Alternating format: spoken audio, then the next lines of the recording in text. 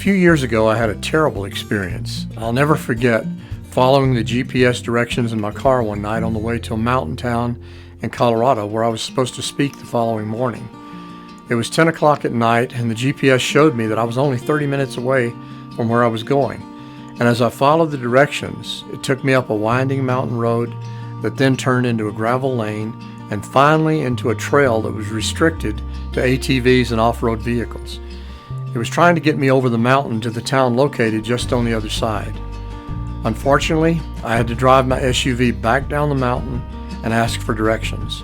And to my utter dismay, I found out that it was a 4-hour drive around several mountains before I could finally crash, exhausted, in my hotel room at 4 o'clock in the morning.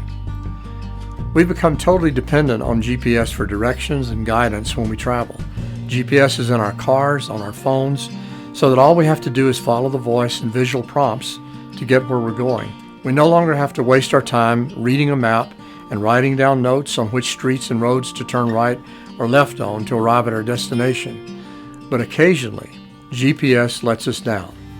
Remember when we used a map to help us find our way? It showed us every road to take and places we could stay. We'd take a pen, sit down, and then we'd slowly trace a route, so we would know where we should go once we were headed out. Then one of us would hold it in our hand or in our lap until the driver turned to say, "It's time to use the map." We'd check the route and then call out, "Turn left around the bend." And that's the way we'd spend our day until the journey's end.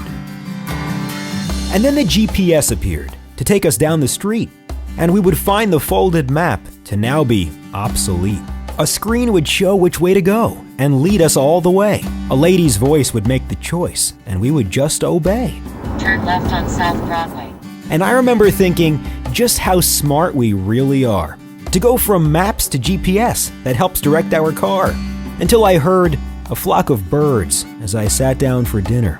Without a map or GPS, they flew straight south for winter. I think all of us are familiar with the sound of geese as they follow their instincts to take them south for winter.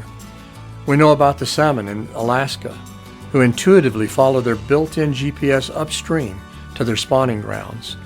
We've heard stories of lost dogs who traveled hundreds of miles to find their way back home. But when it comes to finding direction for your life, there's also a GPS system built inside of you, just like there is in geese, fish, and dogs. In fact, it's more ingenious because it contains the components of purpose, fulfillment, peace, and joy for your life. You can't always trust what other people say about what you should do or shouldn't do, but you can learn to quiet the white noise of your monkey brain and listen to the still small voice that will nudge you in the right direction. Learn to listen to the whisper of your human spirit, and you will find that path that you were intended to travel.